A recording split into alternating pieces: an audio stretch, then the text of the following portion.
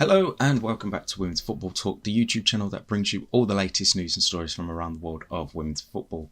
And before we get into today's video, make sure you smash that subscribe button and turn on the post notification bell so you never miss a video of ours. So today we're going to look back at the Chelsea versus Manchester United game that took place this past weekend in the WSL, and it was a very convincing 3-1 victory for Chelsea in the end at Stamford Bridge, with Lauren James bagging herself a hat-trick. Now, on paper, we thought it would be a close game. The two sides are at the upper echelon of the table. Manchester United in 4th place. Chelsea obviously were leading the way into the Christmas break, and they continue to show why they are such a dominant side. From pretty much minute 1 through minute 90, it was just easy for Chelsea. They knew how to control the game, control possession throughout the whole game. Scored the first goal within 5 minutes, Lauren James with the goal. Lovely finish as well past Mary Earps, and then she gets her second on 23 minutes, so 2-0 up inside the first 25 minutes of the game. It was pretty much done there and thereafter because Lauren James and Chelsea just kept having so much fun.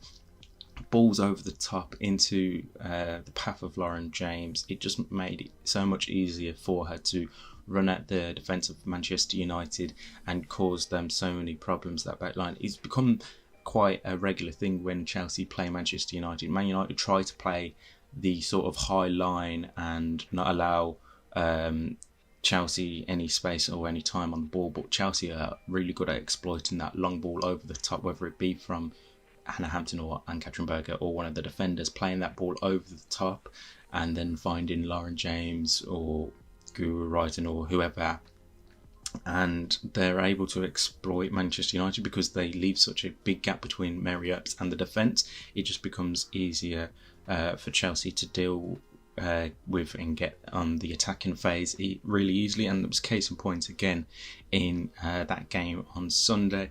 And I think it's something that Chelsea know every time that they face Man United, that's an option that they can do. Manchester United don't seem to be too aware of it happening, and it's quite a worrying sign for them that it happens so regularly when the two sides face each other.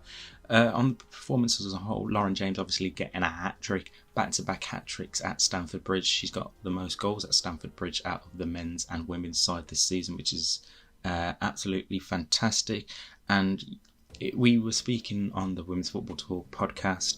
Make sure you check that out on all podcast sites. Who would be Chelsea's sort of replacement for Sam Kerr, that she's had the injuries. Yes, she hasn't been firing on all cylinders this season, and perhaps Lauren James has been the better player out of her and Sam Kerr this season, but we was like, who would step up and get the goals in the performances where it really mattered? And obviously this type of game is something that Chelsea needed the 3 points to continue to cement the way at the top of the WSL table, and they did so, Lauren James being the star of that show. And I think if they continue performances like that, where we'll see the likes of Mia Fisher, Katarina Macario when she's fully back fit. Obviously you've got Fran Kirby as well as the front line of Guru Wrighton, Johanna Wrighton, Canna Reid, Aggie Beaver-Jones as well. There's definitely different options that Chelsea can go with, and I don't think they'll be too concerned with losing Sam Kerr, in the sense that having other players available in that sort of game is not going to be too worrying for Emma Hayes. Manchester United really struggled, A, for the majority of the first half, and then B, the last 10-15 minutes of the second half. They did get a goal, Man United, just before half time. Hayley Ladd with it after a bit of poor defending from Chelsea, and then as the second half went on, you saw United show a bit of fighting spirit to try and get it back into the game. They had some really good chances, but I think for them, they were just taking too long to get their shots off. I think of the one Ella Toone had a great opportunity to score, and I think it was Ashley Lawrence putting a great sliding tackle to put Toone off her concentration and don't get the shot away as cleanly.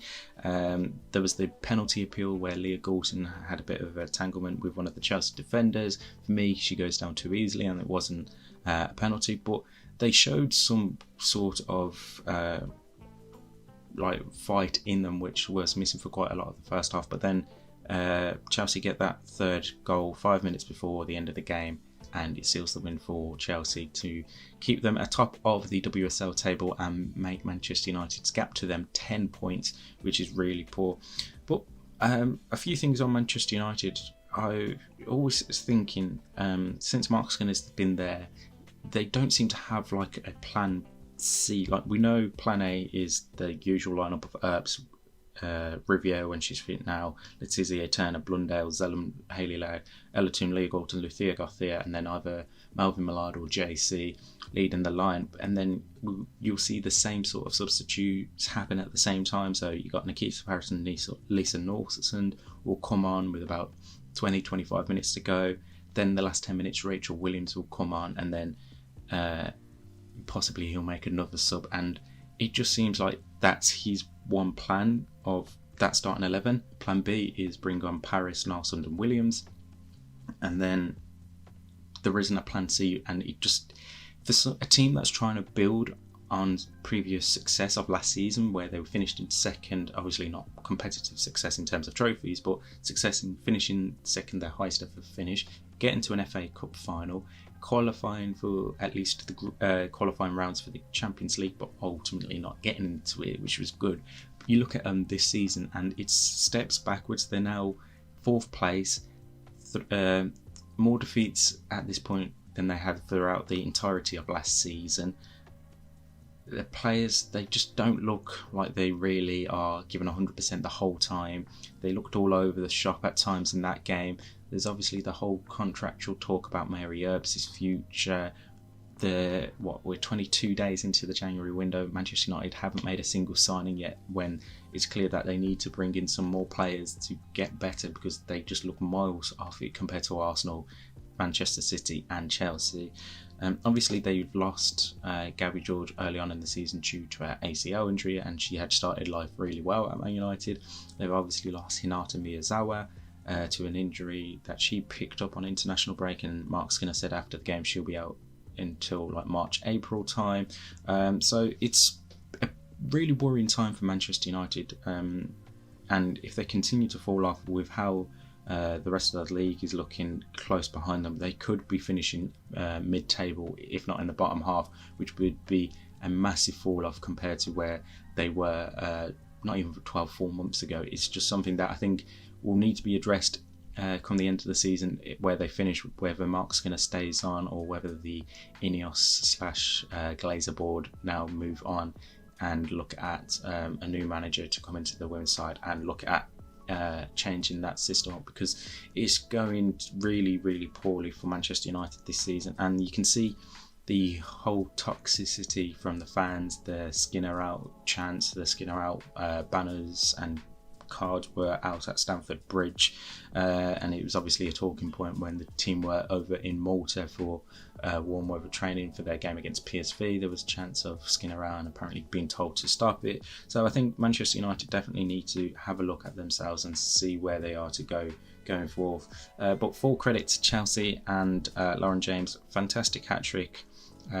3 points for Chelsea sees them stay top of the league with a 3-point gap over Manchester City and Arsenal. Quick look at the rest of the results from the weekend. On Friday night, Aston Villa beat Leicester City by 1-0.